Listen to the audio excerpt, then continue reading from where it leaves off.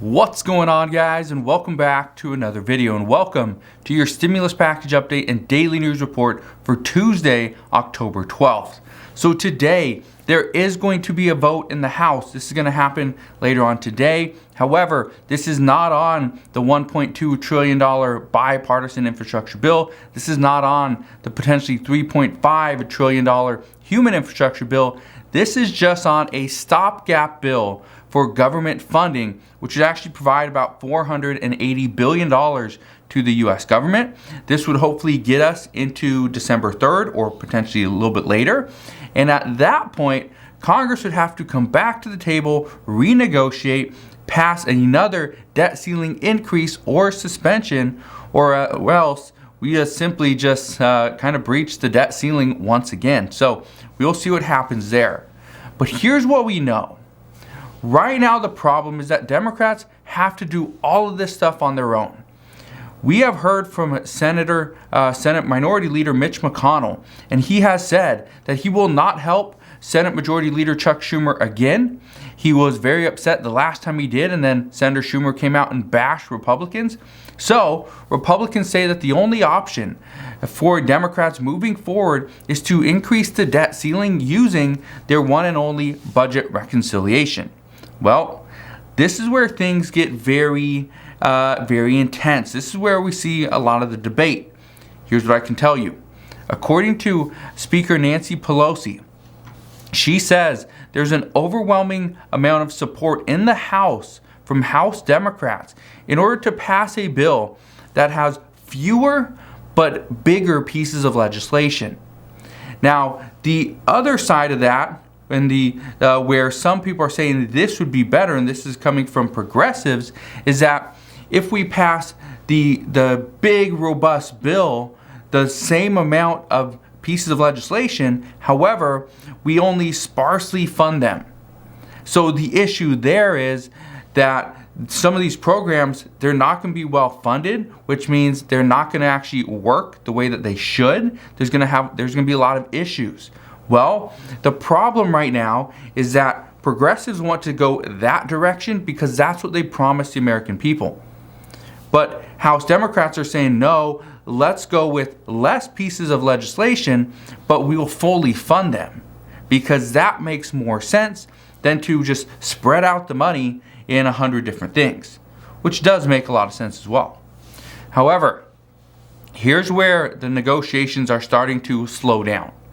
Many are actually saying right now, and this is coming from multiple Senate aides, that the negotiations between the House and the Senate are so slow, mainly because nobody wants their priorities axed from this bill. So nobody, whether it's a representative in the House or a senator, they do not want to see that their priority is taken out of this bill. And so that's where a lot of the issues are coming from, according to the reports. This is why it's going to take so long.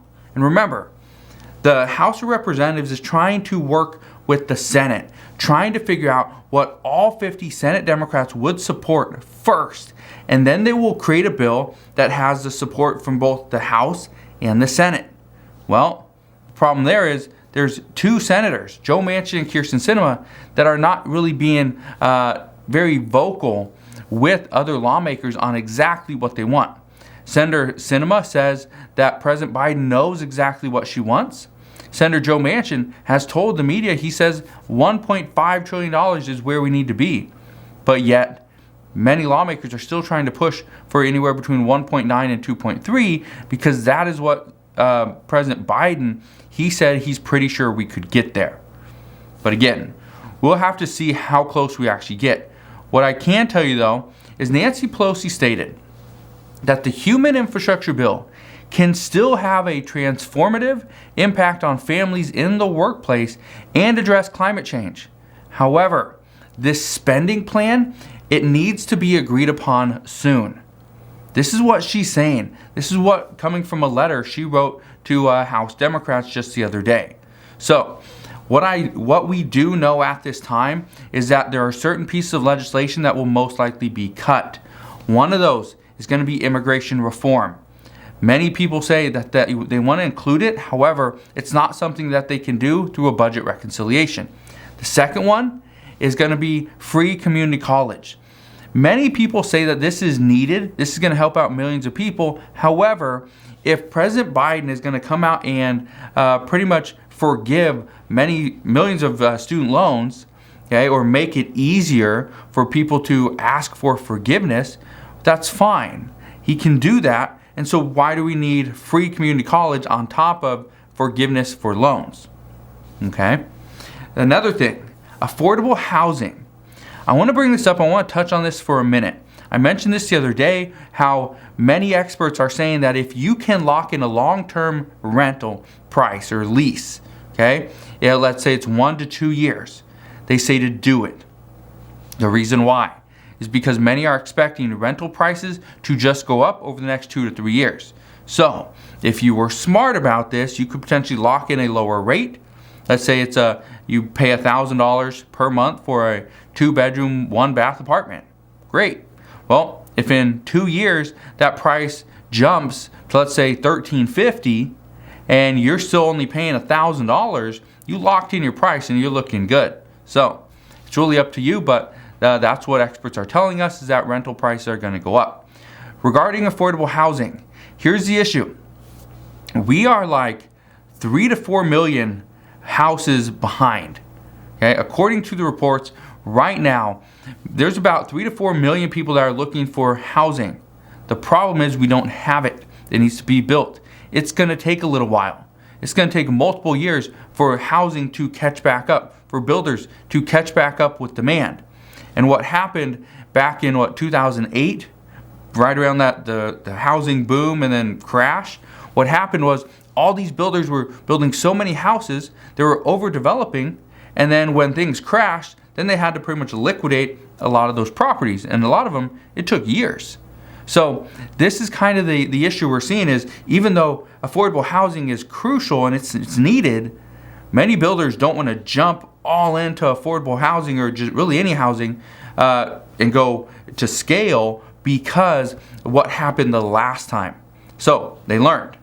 So we'll see what happens there. But as of right now, affordable housing is still a crisis. Affordable housing is one of those things that could potentially be cut from this upcoming bill. So just expect, if that does happen, it's no surprise lawmakers were anticipating that as well. Here's something else we know. According to Fox Business, the U.S. is headed into another recession if consumer sentiment trends continue. Currently, many businesses are hiring back their employees that they furloughed during the pandemic. However, millions of Americans still remain unemployed. While many people are without an income, they can't spend money. They cannot go and buy things. They cannot go and buy products, which creates a little bit of an issue. Because once they do get money, and then more people head to the stores to buy these products, well, the shelves will start to be very bare. We're also seeing massive shipping delays right now. That's causing a lot of products and food to not show up in the stores when it's supposed to be. And this could actually devastate the economy during the holiday season, according to multiple reports. Some companies are even going to the extreme. They're chartering planes and ships to get their products into the U.S. as quickly as possible. One executive from Home Depot, she said that this actually started as a joke, but it quickly turned into the best and only possible solution for their company. And this is something that other stores are doing as well. For instance, Walmart, Target, Costco, and IKEA are all doing this in order to get products into the U.S. and into their stores as quickly as possible, especially right now when we are coming into the holiday season. While there is a shortage of products hitting the shelves in stores, millions right now are still short on cash. But here's what many economists are predicting.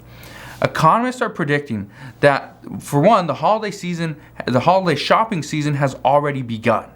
Well, experts are anticipating that early holiday shopping is going to lead many stores to be empty by the time we get to December and within weeks of Christmas. Well, if this happens and we see empty shelves, this is when consumer sentiment drops as well. So, what we can expect, according to multiple reports, is we are headed into a recession. the end of 2021 will be recession-like. So we will see what this means, but as I know more there, I promise I'll fill you in on that news. We do have some good news for seniors though this week. What we know right now is the cost of living adjustment is going to be announced this week. The cost of living adjustment is determined by the inflation numbers here in the US from the third quarter. Well, we see third quarter numbers tomorrow. We're going to see these numbers tomorrow. So tomorrow morning at 5:30 a.m. Pacific Standard Time or 8:30 a.m. Eastern Standard Time, we get these numbers. Okay, the data comes out.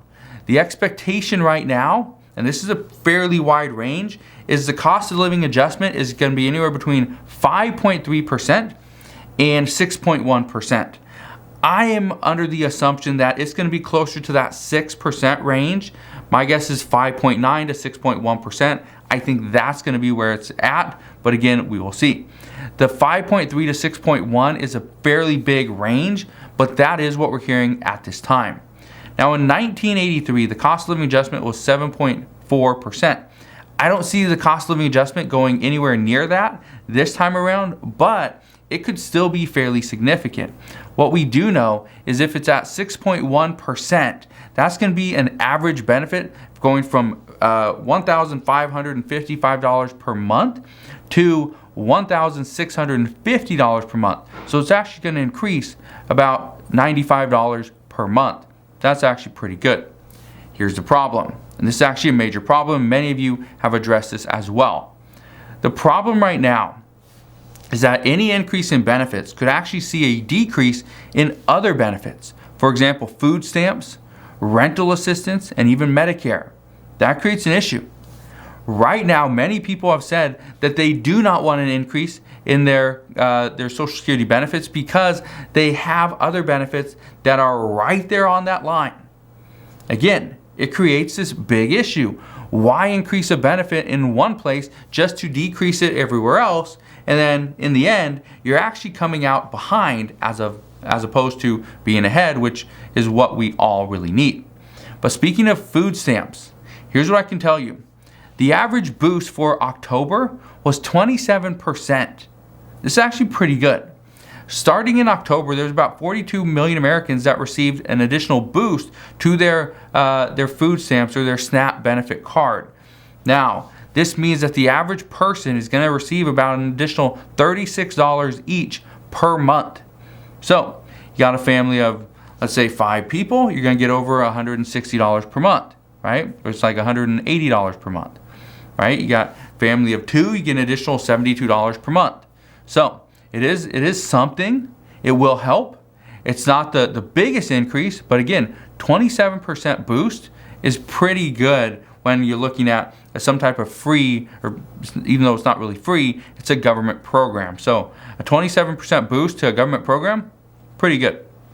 Now in other news, and this is something that I've been telling you for the past few months, experts are warning us that gas prices are only going to increase.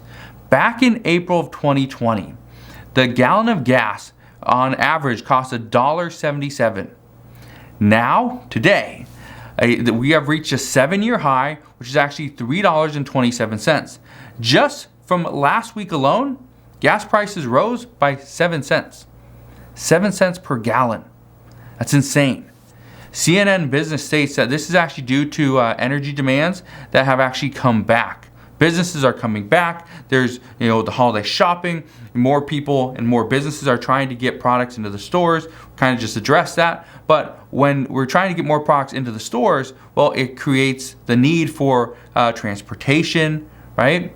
There's more workers are coming into work, so which means there's more people paying for gasoline to get on the roads and drive and actually make it to wherever they work, right? Well, that's creating more demand.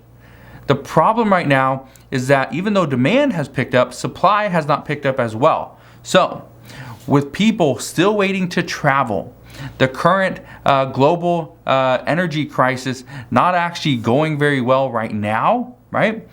Things aren't going great. This isn't going to help. These two things combined are not going to be good for the American people. So, if you are currently